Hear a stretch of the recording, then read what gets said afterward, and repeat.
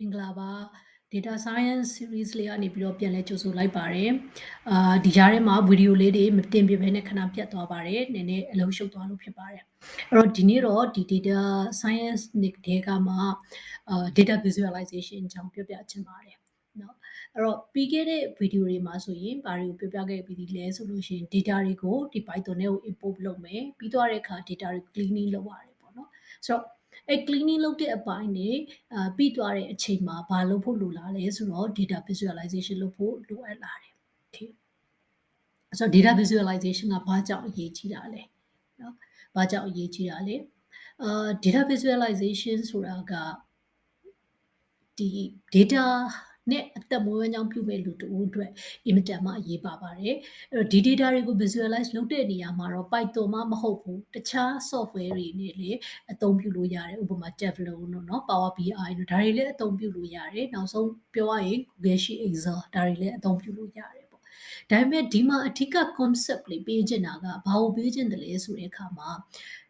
data တွေကို visualize လုပ်တဲ့ရည်ရွယ်ချက်ကဘာလဲ visualize လုပ်တဲ့အခါမှာ graph တွေဆွဲတဲ့အခါမှာကိုယ့်ရဲ့ဒီထားရမယ့်စိတ်ပေါ့နော်ဘယ်လိုမျိုးပြင်ဆင်ရမလဲဆိုတော့နည်းနည်းလေးပြောချင်ပါတယ်data visualization ရဲ့အဓိကရည်ရွယ်ချက်ဒီဘာလုပ်ချင်တာလဲ data တွေကိုအထူးသဖြင့် non technical audience ကိုတင်ပြချင်တာ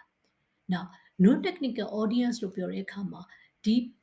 ကို present လုပ်ရတဲ့လူဒီကို data တွေကို report အနေနဲ့ပေးတာပဲဖြစ်ဖြစ် presentation အနေနဲ့တင်ပြတာပဲဖြစ်ဖြစ်တင်ပြတဲ့အခါမှာကိုပေးတဲ့လူဒီ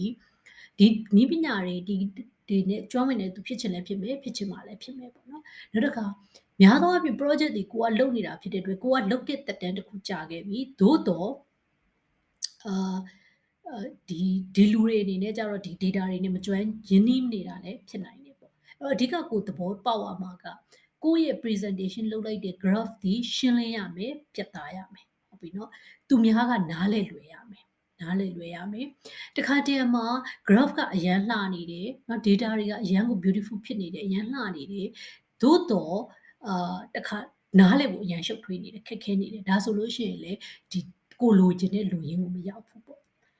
ဖြစ်နိုင်သည်၍ data visualization ဒီတက်နိုင်သည်၍ simple ဖြစ်ရမယ်ရှင်းလင်းရမယ်ကိုယ့်ရဲ့ graph တစ်ခုကအချက်လက်တစ်ခုထပ်ပို့ပေးနေပြီဆိုရင်နည်းနည်းလေး confuse ဖြစ်နိုင်တယ်ပေါ့နော်အဲ့တော့ graph တစ်ခုဒီအချက်လက်တစ်ခုထပ်ပို့ပြီးတော့မပေးသင့်ဘူးနှစ်ခုပေါ့နော်အများဆုံးတော့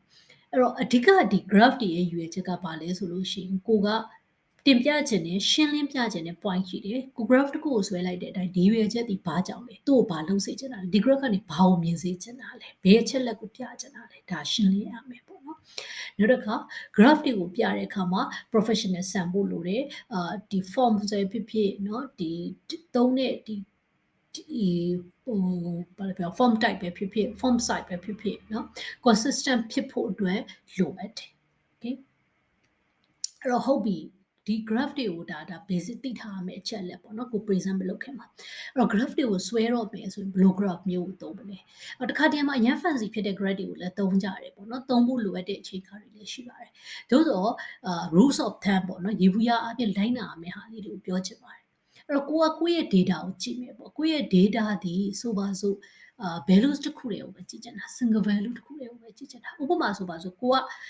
ဒီတလားစာအသုံးစရိတ်တွေရှိတယ်เนาะသုံးလိုက်တဲ့အသုံးစရိတ်မှာ category အမျိုးမျိုးနဲ့ကိုခွဲထားတယ်ခွဲထားတဲ့အခါမှာဆိုလို့ရှိရင်ကိုကအစားအသောက်တွေကိုဘယ်လောက် percentage သုံးလိုက်တယ်အဝတ်ထည်တွေဘယ်လောက် percentage သုံးလိုက်တယ်ကိုကြည့်မဲ့ column ဒီပါလဲဆိုရင်ကိုရဲ့အသုံး expenses ကိုပဲကြည့်မှာအဲ့ဒီ expenses ကိုဘာနဲ့ခံပြီးတော့ကြည့်မှာတော့ category အလိုက်ကြည့်မှာဒါပေမဲ့ကိုကြည့်မဲ့ဟာဒီဒီ expenses ကိုပဲအဓိကကြည့်မယ်ဆိုပါစို့ expenses ထဲမှာဘယ်လောက် contribute ဖြစ်တယ်လဲဆိုတာကိုကြည့်ကျင်တယ်ဆိုရင် compose ဘယ်လိုဖြစ်နေလဲဆိုတာကိုကြည့်ကျင်တယ်ဆိုရင်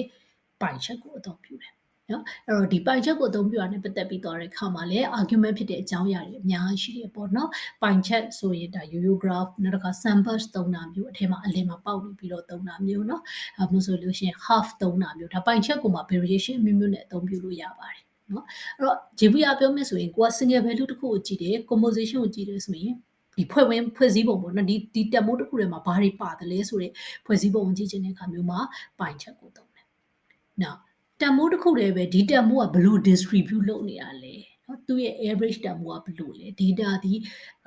ဟိုအစအနေအဆုံးကို နော်သူကပြန့်ပြီးတော့ရှိနေတာလားဒါမှမဟုတ်လို့ရှိရင်တနေရာထဲမှာစုပြီးတော့ဖြစ်နေတာလားဥပမာဆိုပါစို့ကျောင်းသားတွေရဲ့အမှတ်စရင်းနော်အဲ့တော့ကျောင်းသားတွေရဲ့အမှတ်စရင်းကိုကြည့်တော့မယ်ဆိုရင်ကိုကဘာကိုကြည့်ချင်တာလဲဆိုဒီကျောင်းသားတွေဒီရေဗီယာအဖြစ်သူဒီ performance ဘယ်လိုရှိတယ်လဲဒါကိုကြည့်ချင်တာအောင်နော်အဲ့တော့ရေဗီယာအဖြစ် performance ဘယ်လိုရှိတယ်လဲသူကဟာလာအမှတ်တွေကဒီနော်တရားနာဘက်ကိုကတ်နေတာလားဒါမှမဟုတ်လို့ရှိရင်ဒီအကြဘက်ကိုကတ်နေသလားဒါမျိုးကြည့်ချင်တယ်ဆိုပါစို့ဒါ distribution ပေါ့ကြည့်ချင်တယ်ဆိုလို့ရှိရင်နှစ်မျိုးသုံးလို့ရတယ်တစ်မျိုးက histogram တစ်မျိုးက bounce block နော်ဒီနှစ်ခုကိုအသုံးပြုလို့ရတယ်အဲ့တော့ histogram ကတော့အများစုယဉ်နေပြီးသားဖြစ်လိမ့်မယ်ပေါ့နော် histogram ဆိုတာတနည်းအားဖြင့်ပြောရင် frequency count ပါပဲခုနအမှတ်ကိုပဲဥပမာပေးရတယ်ဆိုလို့ရှိရင်3ညကနေ20ကျမ်းမှာကျောင်းသားဘယ်နှစ်ယောက်လောက်ရှိနေတယ်လဲ20ကနေ40ကျမ်းရတဲ့ကျောင်းသားဘယ်နှစ်ယောက်လောက်ရှိတယ်လဲဒီလိုမျိုးကြည့်တာ histogram ကြည့်တယ်လို့ခေါ်တာပေါ့နော်အဲ့တော့ဒီလိုမျိုးဟာ histogram လို့ခေါ်တာပေါ့အဲ့တော့ bounce plot နဲ့ histogram နဲ့နှစ်ခုသုံးလို့ရပါတယ်အဲ့တော့ bounce plot ကကြတော့ဘာကိုဘယ်လိုဟာမျိုးလဲဆိုလို့ရှိရင်နောက် slide မှာမြင်ပါလိမ့်မယ်နော်အဲ့တော့ဒီbounce plot ကိုမသွားခင်အခုဒီပထမဆုံးrelationship ကိုကြည့်ရအောင်တခြား graph တွေပေါ့နော်အဲ့တော့ကိုယ့်ရဲ့ဒီ point data နှစ်ခုရဲ့ခုနကပြောခဲ့တာ data တစ်ခုလေးကိုကြည့်တာအခုက data နှစ်ခုကိုကြည့်ပါ data နှစ်ခုကဘယ်လိုဆက်ဆက်မှုရှိတယ်လဲဆိုရယ် relationship ကိုကြည့်တော့မယ်ဆိုရင်ကြတော့သုံးတဲ့ graph တွေဘယ်လို graph တွေသုံးလို့ရလဲအချိန်နဲ့အမျှ trend ပေါ့နော်ပြောင်းလဲသွားတဲ့ဟာမျိုးเนาะအချိန်ကာလနဲ့လိုက်ပြီးပြောင်းလဲသွားတဲ့ဟာမျိုး trend ကိုကြည့်ကျင်တယ်ဆိုလို့ရှိရင်ဒါသူ့ရဲ့ axis က time ပေါ့နော် time value ဖြစ်မယ် y မှာတခြား numerical value ဖြစ်မယ်ဒါဆိုရင် line plot ကိုအသုံးပြုပါတယ်เนาะအဲ့ line plot ကတော့ညင်းလို့မရအောင်သုံးဖို့သုံးမယ်ဟာမယ်နောက်တစ်ခါ numerical ကိန်းဂဏန်းနှစ်ခုเนาะသူ့ရဲ့ပြောင်းလဲမှုကိုကြည့်မယ်ပြောင်းလဲမှုကိုကြည့်မယ်ဆိုလို့ရှိရင်သူတို့နှစ်ခုရဲ့ဆက်ဆက်မှုကိုကြည့်ချင်တယ်ဆိုရင် scatter plot သုံးလို့ရတယ် line plot သုံးလို့ရတယ် scatter plot နဲ့ line plot နဲ့နှစ်မျိုးတွေကများသောအားဖြင့်တော့ scatter plot ကိုအသုံးပြုမှာဖြစ်တယ်နောက်တစ်မျိုးကကြတော့ beta နှစ်ခုပဲဒါပေမဲ့ပထမတစ်ခုက categorical တယ်လို့ခုနကပြောတဲ့ပုံမှာမျိုးပြောရမယ်ဆိုလို့ရှိရင်ကိုယ့်ရဲ့အမျိုးအစားပေါ့သုံးစွဲမှုမျိုးအစားအစားအသောက်အဝတ်အစား entertainment စသဖြင့် category အလိုက်ဒီ y axis မှာပြချင်တာသူ့ရဲ့ကိန်းဂဏန်း numerical တန်ဖိုးကိုယ့်ရဲ့အသုံးလိုက်တဲ့ expenses value ဒီနှစ်ခုရဲ့ category နဲ့ဒီ numerical value เนาะအမျိုးအစားနဲ့ခုနကပြောတဲ့သုံးတဲ့စရိတ်နဲ့ကိုယ့်ရဲ့ဆက်ဆက်မှုကိုကြည့်ချင်တယ်ဆိုရင်ဘာကိုသုံးလို့ရလဲဆိုတော့ bar graph ကိုသုံးလို့ရတယ်အဲ့တော့ဒီ bar graph တို့ scatter plot တို့ line plot တို့ဆိုတာကတော့အားလုံးသိပြီးသားဖြစ်မှာပါအဲ့တော့ဘယ်ဟာကိုပဲသုံးသုံးเนาะဘယ် library ကိုပဲသုံးသည်ဖြစ်စေအဓိကကနှစ်ခုလုံးကအဆင်ပြေတယ်ပေါ့เนาะအဆင်ပြေတယ်Python ကိုသုံးမှဟလာဒါ Tableau ကိုသုံးမှမဟုတ်ဘူးဒီ theory ဒီ logic သဘောတရားဒီဘယ် software မှာပဲသုံးဘယ် programming software ကိုပဲသုံးဒါစိတ်ထဲမှာထားရမယ်ရေဘူးရသဘောတရားပေါ့နော် general idea ဒါလေးတွေကိုအသုံးပြုဆွဲဖို့လိုအပ်နေမယ်အဲ့တော့ဟုတ်ပြီက Python ကိုအသုံးပြုမယ် Python ကိုအသုံးပြုမယ်ဆိုရင်တော့ Python မှာအဓိကအသုံးများတဲ့ library တွေကိုသိထားဖို့လိုတယ် matplotlib library cbun နဲ့ plotly ဆိုပြီးတော့ရှိတယ်အဓိကအခြေခံကတော့ဘာဖြစ်မလဲဆိုရင် matplot library ဖြစ်တယ်အဲ့တော့ matplot library ဒီသူ့ရဲ့ basic ဖြစ်တယ်သုံးရတာလည်းလွယ်တယ်နောက်တစ်ခုကတော့ cbun ပေါ့အဲ့တော့ဒီ